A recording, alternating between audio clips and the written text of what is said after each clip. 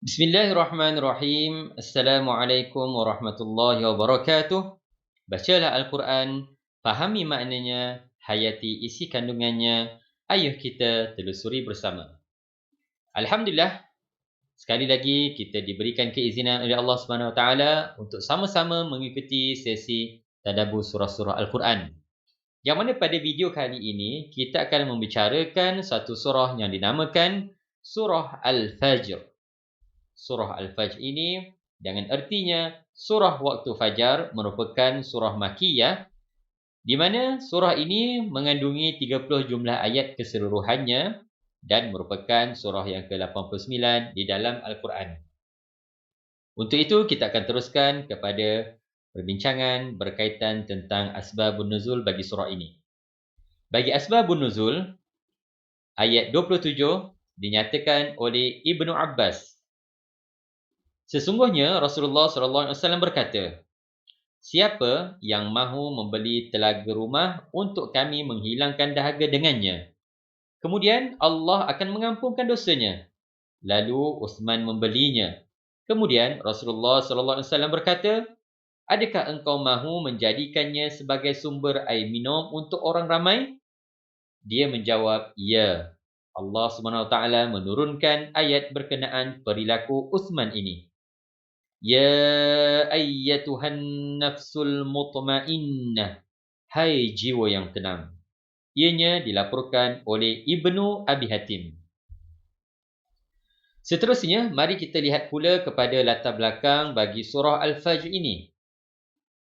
Surah ini pada umumnya merupakan satu siri dari siri-siri juzuk amma yang sama, iaitu yang menyeru hati manusia kepada keimanan, kepada ketakwaan, kesedaran dan renungan. Tetapi, ia mengandungi berbagai-bagai pengembaraan, nada-nada pernyataan, berbagai-bagai bayangan yang membentuk satu lagu yang bermacam-macam bunyi, tetapi membawa satu rentak irama yang seimbang. Pemandangan-pemandangan indah dan tenang. Sesetengah pemandangannya menggambarkan keindahan yang tenang. Ciri-ciri dan nada-nada pernyataannya mesra dan lembut seperti ayat-ayat bahagian permulaan yang menayangkan pemandangan-pemandangan alam ibadat solat di celah-celah pemandangan-pemandangan bayangan. Wal fajr, walayalin ashr, wasyaf'i wal watr, wal layli idha yasr. Maksudnya, demi waktu fajar dan demi malam-malam yang 10, dan demi solat yang genap dan yang ganjil, dan demi malam ketika ia berlalu. Pemandangan riuh rendah. Sesetengah pemandangannya pula menggambarkan suasana kedahsyatan, riuh rendah dan gegak gempita, baik dari segi pemandangan maupun dari segi bunyi kata-katanya, seperti pemandangan yang dahsyat dan ngeri ini.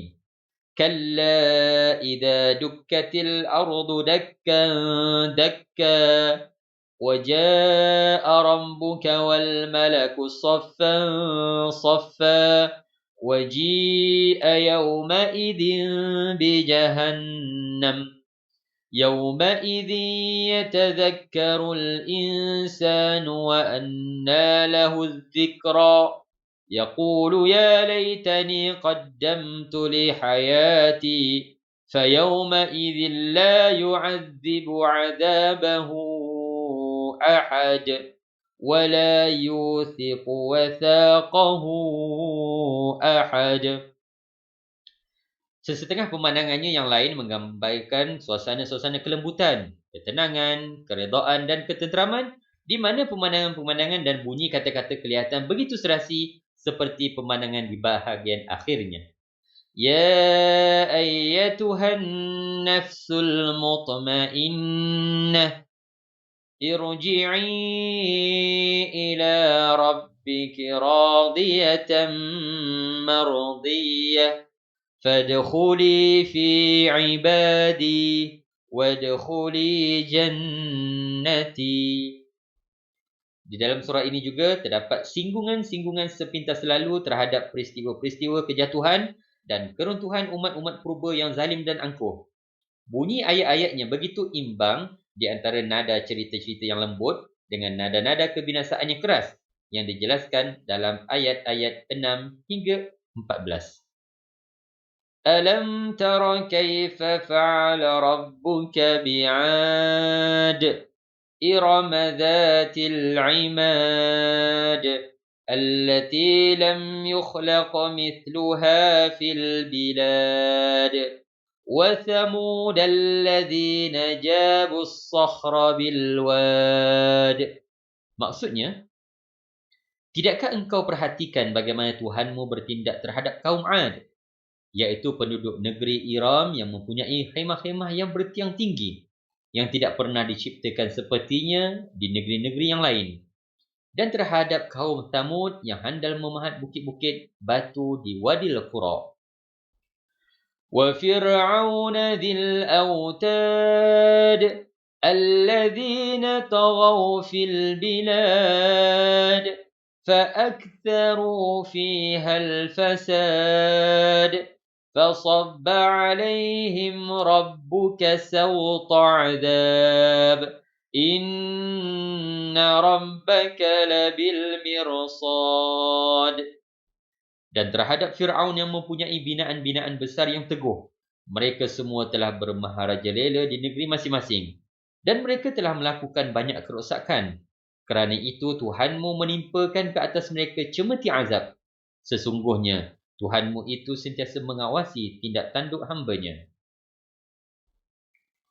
Tanggapan-tanggapan yang tidak berasaskan keimanan. Di dalam surah ini juga diterangkan persepsi-persepsi manusia dan nilai-nilai pegangannya yang bukan berteraskan keimanan. Penerangan ini mempunyai bentuk pengungkapan dan bunyi nada yang istimewa. فَأَمَّا الْإِنسَانُ إِذَا مَا ابْتَلَاهُ رَبُّهُ فَأَكْرَمَهُ وَنَعَّمَهُ فَيَقُولُ رَبِّي أَكْرَمَنِ وَأَمَّا إِذَا مَا ابْتَلَاهُ فَقَدَرَ عَلَيْهِ رِزْقَهُ فَيَقُولُ رَبِّي أَهَانَنِ. Adapun manusia apabila diuji Tuhannya dengan memberikan kepadanya kemuliaan dan nikmat-nikmat, maka dia akan berkata dengan megah, Tuhanku telah memuliakanku. Dan apabila dia diuji Tuhannya dengan menyempitkan rezekinya, maka dia akan berkata, hampa, Tuhanku telah menghinakanku. Kemudian Allah memberikan jawapan-jawapan terhadap persepsi yang salah itu dengan menerangkan hakikat keadaan diri mereka yang sebenar, yang menjadi punca lahirnya persepsi-persepsi yang salah itu melalui dua ragam ungkapan. Kalla bal la tukrimuna al-yatim wa la tahadduna ala ta'amil miskin وَتَأْكُلُونَ التُّرَاثَ أَكْلًا لَمًّا وَتُحِبُّونَ الْمَالَ حُبًّا جَمًّا. Maksudnya, tidak sekali-kali begitu. Bahkan, kamu tidak memuliakan anak yatim. Dan kamu tidak saling menggalak untuk memberi makanan kepada orang miskin. Dan kamu makan harta pusaka dengan segala kerakusan. Dan kamu cintakan harta kekayaan dengan segala kecintaan. Di sini dapat diperhatikan bahawa ragam pengungkapan yang akhir ini merupakan jambatan yang menghubungkan di antara penjelasan mengenai keadaan mereka dengan penjelasan mengenai nasib kesudahan yang menunggu mereka. Kerana selepas itu datang ayat Kalla idza dukkatil ardu dakkan dakka. Tidak sekali-kali tidak apabila bumi telah digegarkan dengan sedahsyat gegaran. Kita dapat lihat gaya pengungkapan yang indah pula di dalam surah ini. Ia merupakan nada pertengahan dalam kekerasan bunyi di antara bunyi penjelasan yang pertama dengan bunyi ancaman yang akhir. Dari tayangan di sepintas lalu ini, terdapat berbagai-bagai pemandangan yang beraneka warna di dalam surah ini serta berbagai-bagai nada dan rentak bunyi pengungkapannya dan berbagai-bagai ceraian kata dan perubahan-perubahan akhir kata yang sama sesuai dengan tujuan-tujuan dan pemandangan-pemandangannya yang dibentangkan itu. Kerana itu, surah ini dari aspek merupakan contoh sempurna bagi keserasian yang cantik dalam pengungkapan Al-Quran. Di samping itu, surah ini pada keseluruhannya memperlihatkan pengungkapan yang amat indah dan menarik. Pokok-pokok pembicaraan yang dibawa oleh pengungkapan Al-Quran yang indah dan seimbang itu adalah dibentangkan dengan terperinci seperti berikut. Kita lihat kepada penafsiran ayat 1 hingga 5. Bismillahirrahmanirrahim. Wal fajr. Demi waktu fajar. Walayalin ashr. Dan malam yang 10 yang mempunyai kelebihan di sisi Allah.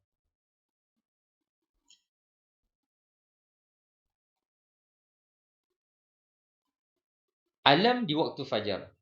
Dalam bahagian permulaan surah ini, Allah bersumpah dengan pemandangan-pemandangan dan makhluk-makhluk yang mempunyai roh-roh yang halus, lemah lembut dan mesra. Iaitulah wal fajr, demi waktu fajar.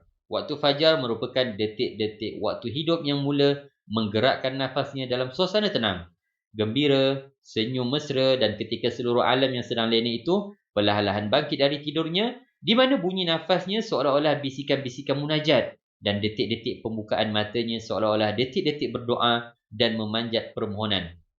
Kemudian pada ayat berikutnya, walayalin ashr, dan malam yang 10 yang mempunyai kelebihan di sisi Allah.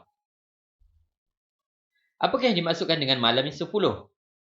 Walaupun Al-Quran menyebut malam-malam yang 10 itu secara umum, namun terdapat riwayat-riwayat yang menentukannya. Menurut satu riwayat yang dimaksudkan dengan malam-malam yang 10 itu ialah malam ataupun 10 malam dari bulan Zulhijjah. Dan mengikut riwayat yang lain pula ialah 10 malam dari bulan Muharram. Dan dalam satu riwayat lagi ialah 10 malam dari bulan Ramadan. Walau bagaimanapun, mengekalkan malam-malam yang 10 dalam pengertiannya yang umum itu lebih mendalam keberkesanannya dan lebih lunak artinya, iaitu 10 malam yang berada dalam ilmu Allah dan dipandang mulia di sisinya. Ia menggambarkan bayangan malam-malam yang berperibadi istimewa seolah-olah malam itu merupakan makhluk-makhluk hidup yang bernyawa yang saling bermesra dengan kita dalam pengungkapan Al-Quran yang lemah lembut itu. Wasyaf'i wal watr, dan demi solat ataupun dan bilangan yang genap serta yang ganjil. Solat yang genap dan solat yang ganjil bilangan rakaatnya. Ayat ini menggambarkan solat dan ibadat dalam suasana mesra, iaitu suasana fajar dan malam-malam yang 10. Tersebut di dalam hadis dari ibadat solat ada yang genap dan ada yang ganjil, yakni bilangan rakaatnya. Inilah pengertian yang paling sesuai di dalam suasana ini. Di sini, roh ibadat yang khusyuk bertemu dengan roh alam yang tenang tenteram, dan di sini juga roh-roh orang yang beribadat berdialog dengan roh-roh alam yang terpilih di sisi Allah dan dengan roh waktu fajar yang terselah gemilang.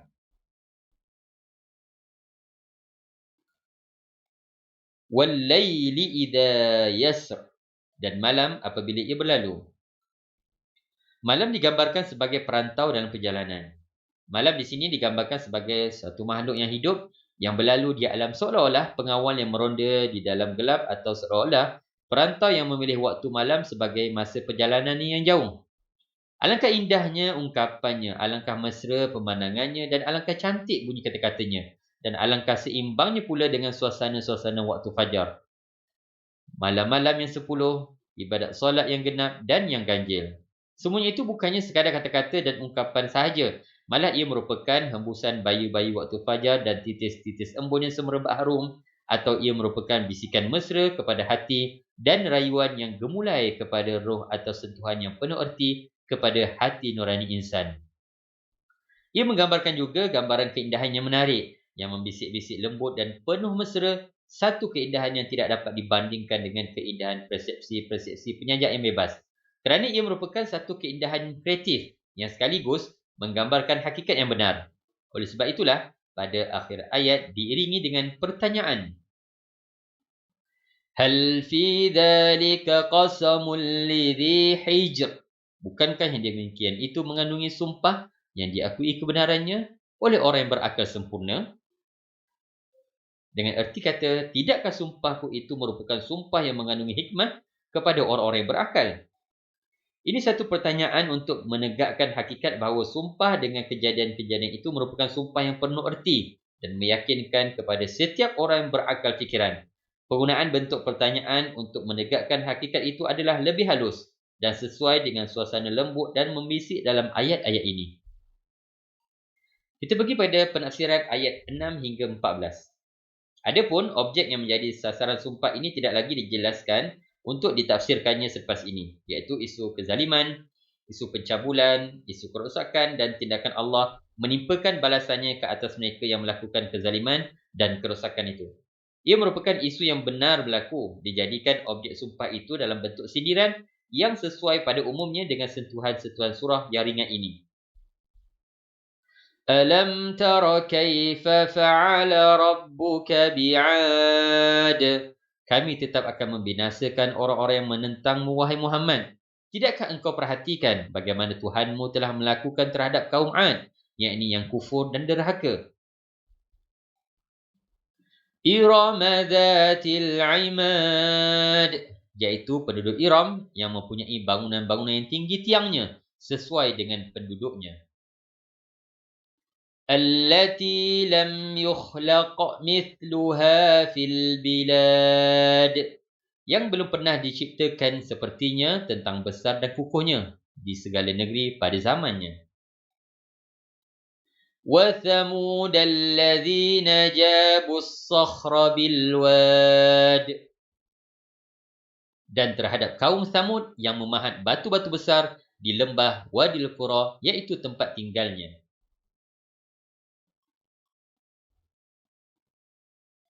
Wa fir'auna dzil autad, dan terhadap Fir'aun yang menguasai bangunan-bangunan yang handal kukuh. Alladzina taghaw fil bilad, semuanya itu ialah orang-orang yang telah bermaharajalela di negeri masing-masing. Fa'aktharu fiha al-fasad, lalu mereka melakukan dengan banyaknya kerosakan dan bencana di negeri-negeri itu. فَصَبَّ عَلَيْهِمْ رَبُّكَ سَوْطَ عَذَابٍ. Dengan yang demikian, Tuhanmu mencurahkan ke atas mereka berbagai paluan azab. Inna rabbaka labil mirsad. Sesungguhnya Tuhanmu tetap mengawas dan membalas, terutama balasan di hari akhirat. Penggunaan ungkapan pertanyaan dalam persoalan-persoalan seperti ini lebih membangkitkan kesedaran dan perhatian. Ayat-ayat ini pada mulanya ditujukan kepada Nabi Muhammad SAW. Kemudian, kepada siapa sahaja yang dapat memahami dan meneliti kejatuhan dan kebinasaan umat-umat yang diketahui oleh generasi yang mula-mula menerima Al-Quran ini. Juga, kebinasaan yang telah dibuktikan oleh kesan-kesan sejarah dan cerita-cerita yang masih kekal dihikayatkan oleh generasi-generasi yang silih berganti. Kata-kata kaifa fa'ala rabbuka, bagaimana Tuhanmu bertindak. Kebinasaan umat Ad dan Thamud. Kata-kata kaifa fa'ala rabbuka, bagaimana Tuhanmu bertindak, yang menghubungkan tindakan itu kepada Allah menyerapkan perasaan tenteram mesra dan tenang ke dalam hati orang-orang mukmin, terutama mereka yang sedang menderita di Mekah di bawah penindasan dan kekejaman orang-orang musyrikin yang zalim dan juga kejam, yang mana mereka menentang dakwah dan mengawasi setiap langkah pendakwah. Di dalam ayat-ayat yang pendek itu, Allah kumpulkan semua kisah kejatuhan dan kebinasaan umat-umat yang paling kejam yang dikenali dalam sejarah purba, iaitu kisah kebinasaan umat Ad di Iram, iaitu umat Ad yang pertama. Menurut satu pendapat, mereka adalah dari bangsa Arab Tulen atau bangsa Arab di padang gurun. Tempat kediaman mereka ialah di Al-Ahqaf, iaitu kawasan bukit pasir di selatan semenanjung tanah Arab, di antara Hadramaut dan negeri Yaman. Mereka adalah kaum Badui yang tinggal di kemah-kemah yang ditegakkan di atas tiang-tiang yang tinggi. Mereka telah disifatkan oleh Al-Quran sebagai umat yang gagah dan ganas. Di zaman itu, suku Ad merupakan suku yang paling kuat dan terkenal. Allati lam yukhlaq mithluha fil bilad wa thamud alladhina jabu as-sakhra bil wad, yang tidak pernah diciptakan sepertinya di negeri-negeri yang lain, dan terhadap kaum Thamud yang handal memahat bukit-bukit batu di Wadil Qura. Kaum Thamud tinggal di Al-Hijr, di antara semenanjung tanah Arab, di antara Madinah dan Syam. Mereka telah memotong batu-batu bukit untuk membuat istana-istana, dan mereka juga memahat bukit-bukit batu untuk dijadikan rumah-rumah kediaman dan juga gua. Kita lihat apakah yang berlaku kepada kebinasaan Fir'aun. Wa fir'auna dzil autad, dan terhadap Fir'aun yang mempunyai binaan-binaan besar yang teguh. Menurut pendapat yang terkuat, yang dimaksudkan dengan binaan-binaan besar yang teguh itu ialah binaan-binaan ahram, yakni piramid yang berbentuk seperti pasak yang teguh kukuh di bumi. Raja Fir'aun yang dimaksudkan di sini ialah Raja Fir'aun yang zalim di zaman Nabi Musa AS. Alladzina taghaw fil bilad fa'aktharu fiha al-fasad. Mereka semua telah bermaharajalela di negeri-negeri masing-masing dan mereka telah melakukan banyak kerosakan. Pemerintahan yang zalim merosakkan seluruh kehidupan. Tidak ada di sebalik kemaharajalelaan dan kezaliman itu melainkan ialah kerosakan. Kemaharajalelaan itulah yang merosakkan pemerintah yang zalim dan merosakkan orang-orang yang ditimpa bermaharajalela itu. Begitulah juga ia merosakkan perhubungan-perhubungan dalam semua bidang kehidupan. Ia mengubahkan kehidupan manusia dari garisnya yang sihat, bersih dan membina kepada satu garis yang lain yang membuat khilafah manusia di bumi sama sekali tidak dapat ditegakkan. Kemaharajalelaan membuat pemerintah yang zalim itu tunduk kepada hawa nafsunya kerana ia tidak pernah merujukkan kepada satu neraca pertimbangan yang tetap dan tidak pernah berhenti di garis batasan yang jelas. Kerana itu, dialah sendiri yang pertama menjadi korban kerosakan. Ia meletakkan dirinya di bumi bukan lagi di tempat seorang hamba yang dilantikkan Allah sebagai khalifah. Kerana itu, Fir'aun pernah berkata kepada rakyat jelatanya, Ana rabbukumul a'la. Akulah Tuhan kamu yang paling tinggi. Di dalam surah An-Nazi'at ayat ke-24. Kata-kata ini diucapkan setelah ia dirosakkan oleh kezaliman dan kemaharajaleelaannya sendiri dan melampaui batas seorang hamba selaku makhluk Allah hingga tergamak membuat dakwaan yang keji itu. Itulah kemuncak kerosakan. Kemaharajalelaan dan kezaliman pemerintah juga membuat rakyat jelata menjadi abdi dan hina dan membuat mereka menyimpan dendam kesumat yang terpendam. Kerana itu, perasaan-perasaan kehormatan, insaniah dan bakat-bakat daya cipta mereka yang bebas akan menjadi lumpuh. Kerana bakat-bakat itu hanya dapat berkembang dalam suasana yang bebas saja. Jiwa manusia yang dihina itu akan menjadi busuk dan menjadi tanah subur bagi pembiakan ulat-ulat nafsu syahwat yang rendah dan keinginan-keinginan yang tidak sihat. Juga menjadi gelanggang berbagai-bagai penyelewengan dan seterusnya menyebabkan lenyapnya hati nurani dan ketajaman akal fikiran dan hilangnya semangat dermawan, hemah yang tinggi dan cita-cita yang luhur. Itulah kemuncak kerosakan. Kemaharajalelaan dan kezaliman pemerintah itu juga menghancur leburkan segala neraca pertimbangan, segala nilai dan segala pemandangan yang lurus dan jujur kerana neraca-neraca, nilai-nilai dan pandangan-pandangan yang sama itu merupakan ancaman dan bahaya kepada pemerintah-pemerintah yang zalim. Oleh sebab itu, neraca-neraca dan nilai-nilai yang benar itu perlu dipalsukan dan pandangan-pandangan lurus itu perlu diselewengkan supaya ia dapat menerima gambaran kezaliman yang buruk itu. Itulah kemuncak kerosakan. Cemeti Allah membelasah setiap orang yang zalim. Apabila pemerintah-pemerintah yang bermaharajalela melakukan berbagai-bagai kerosakan dan kejahatan, maka ubatnya tidak lain dan tidak bukan melainkan permukaan bumi ini harus dibersihkan dari segala kerosakan itu. فَصَبَّ عَلَيْهِمْ رَبُّكَ سَوْطَ عَذَابٍ إِنَّ رَبَّكَ لَبِالْمِرْصَادِ.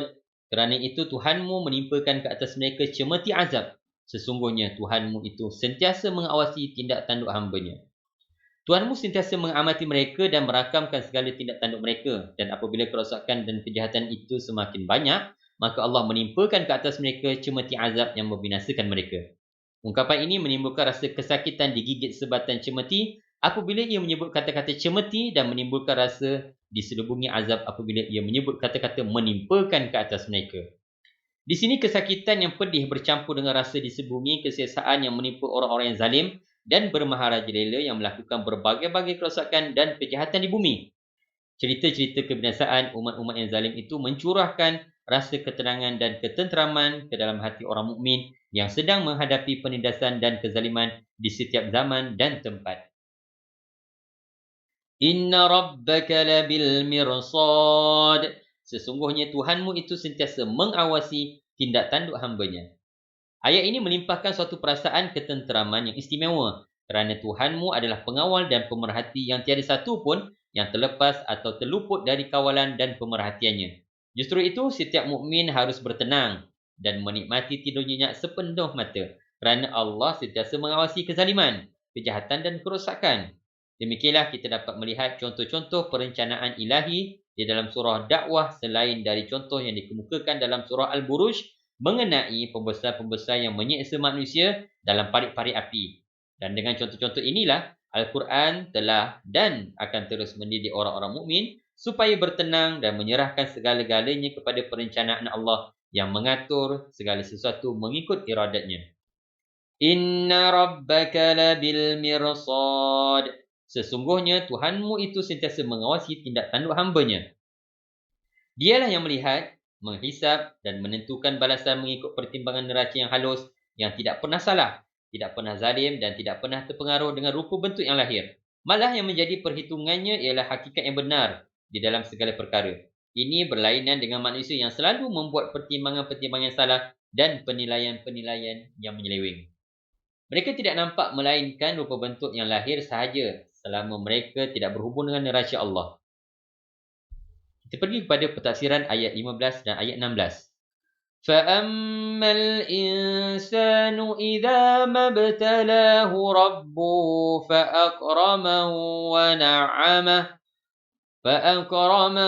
وَنَعَّمَهُ فَيَقُولُ رَبِّي أَكْرَمَنِ وَأَمَّا إِذَا مَا ابْتَلَاهُ فَقَدَرَ عَلَيْهِ رِزْقَهُ فَيَقُولُ رَبِّي أَهَانَنِ.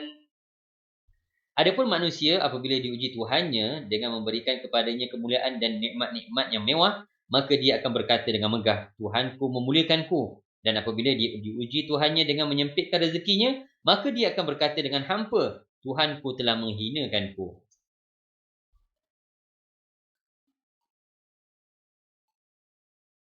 Kefahaman yang salah terhadap ujian Allah.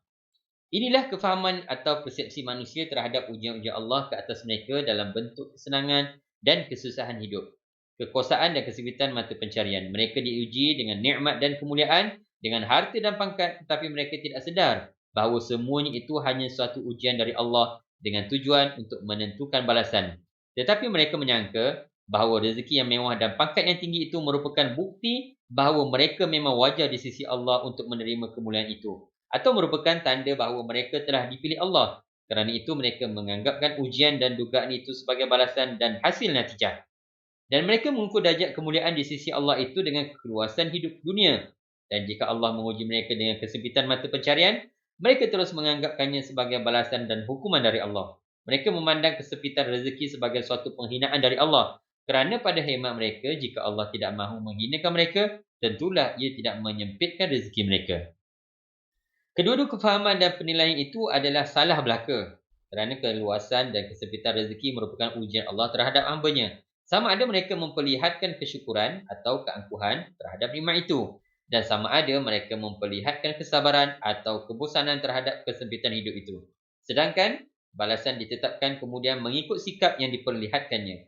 Bukanlah segala pemberian atau penahanan nikmat-nikmat dunia itu merupakan balasan dari Allah. Kerana nilai seseorang hamba di sisi Allah sama sekali tidak bergantung kepada harta benda atau keluasan hidup di dunia dan yang dimilikinya. Keredaan dan kemurkaan Allah tidak boleh dicam dari pemberian dan penahanan rezeki yang limpah dalam kehidupan dunia. Kerana Allah mengurniakan pemberiannya kepada siapa saja, sama ada kepada orang yang baik atau kepada orang yang tidak baik. Dan ia juga menahankan pemberiannya kepada siapa saja, sama ada kepada orang yang baik atau kepada orang yang tidak baik. Yang menjadi pokok pegangan ialah Allah mengurniakan pemberiannya untuk menguji dan menahankan pemberiannya juga untuk menguji. Jadi yang dikira dan dipegang ialah hasil dari ujian itu. Tetapi manusia apabila hatinya kosong dari iman, tidak dapat memahami hikmat pemenahanan dan pemberian nikmat dan rezeki itu, dan tidak dapat memahami hakikat nilai dalam neraca pertimbangan Allah. Sebaliknya, apabila hatinya dipenuhi keimanan, ia akan berhubung dengan Allah dan akan memahami hikmah di sebalik pemberian dan penahanan nikmat-nikmat itu. Kerana itu, nikmat-nikmat dunia dipandang ringan dalam pertimbangannya. Ia juga sedar terhadap balasan di sebalik ujian itu kerana ia terus berbakti kepada Allah sama ada di dalam kesenangan atau kesusahan. Ia mengambil sikap bertenang dengan takdir Allah terhadap dirinya sama ada di dalam kesenangan atau kesusahan, dan ia mengenal kadar dirinya di dalam neraca pertimbangan Allah tanpa memandang kepada nilai-nilai nikmat dunia yang lahir dan kosong itu. Kita telah sampai pada pentafsiran ayat 17 hingga 20. punca kefahaman yang salah.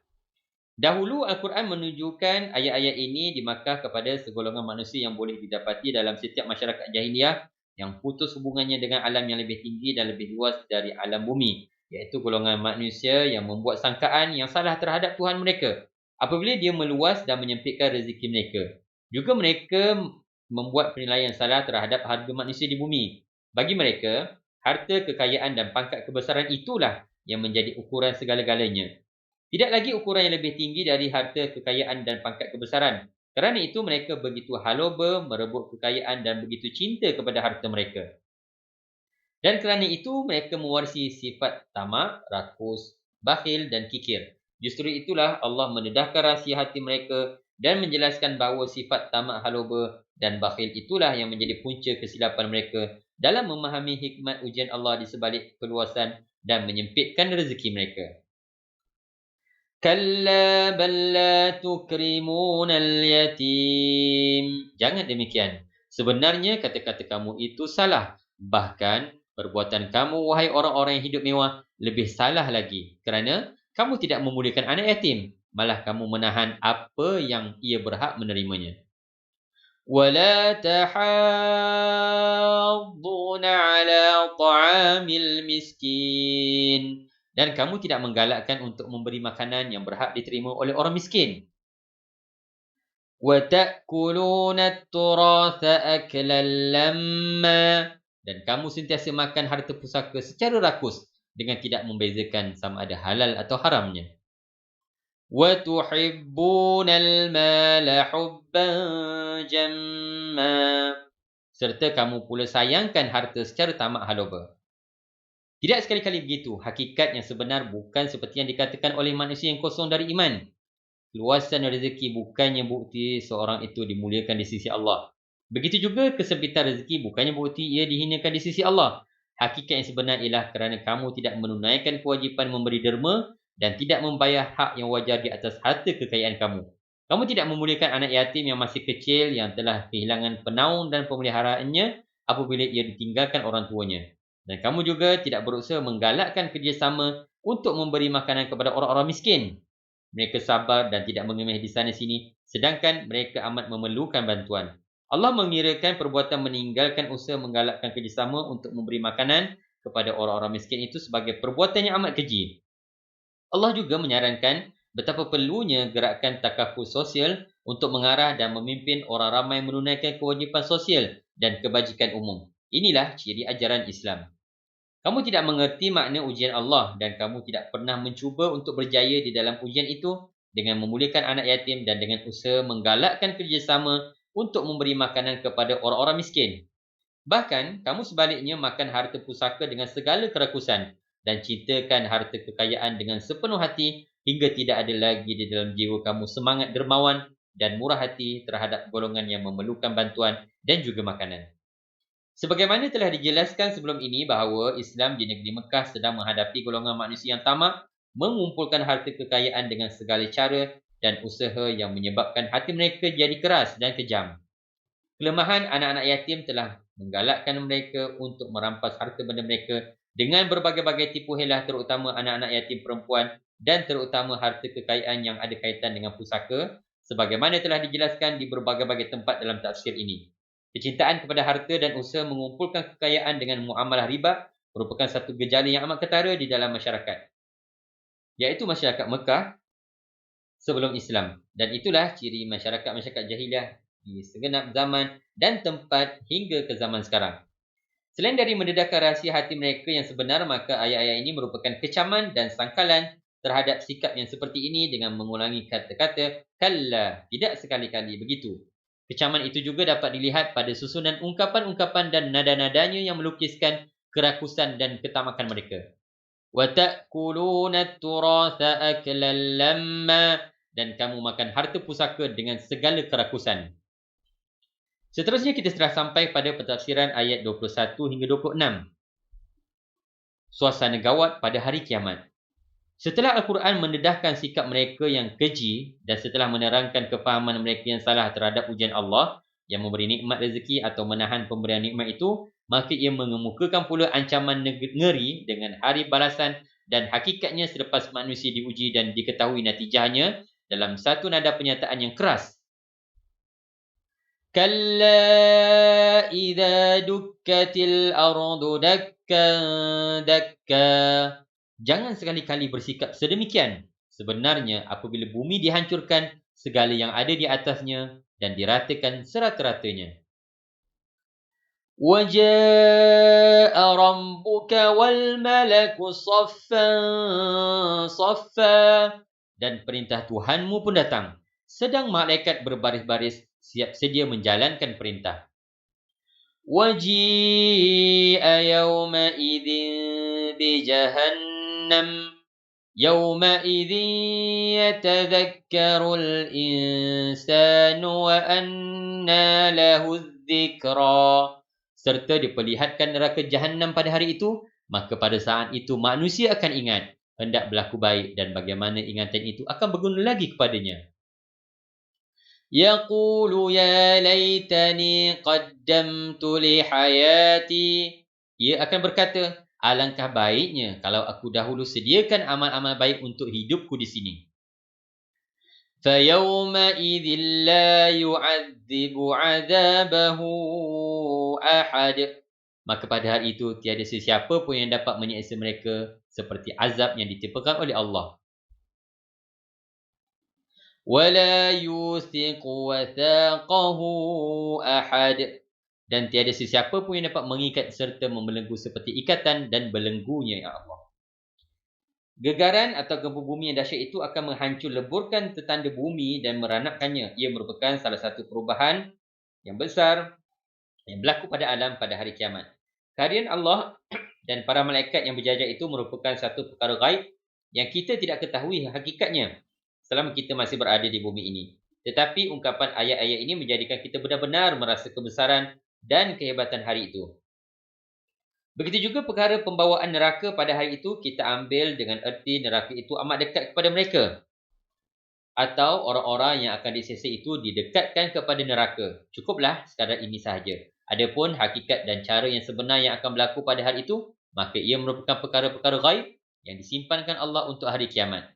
Dari ungkapan ayat-ayat ini dan dari irama-iramanya yang keras itu, ternampaklah satu pemandangan yang mengerikan hati dan melayukan mata ketika bumi digegarkan dengan gempa-gempa yang amat dahsyat dan ketika Allah yang Maha Kuasa bertajalli memegang teraju urusan pengadilan dan hukuman.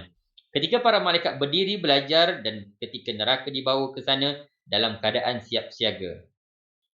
Waji'a yawma'idhin bijahannam yawma'idhin yatadhakkarul insanu wa anna lahu dzikra. Dan apabila pada hari itu dibawa neraka Jahannam, maka pada hari itulah baru manusia sedar. Tetapi apalah gunanya kesedaran itu? Keinsafan yang terlewat masanya tidak berguna lagi.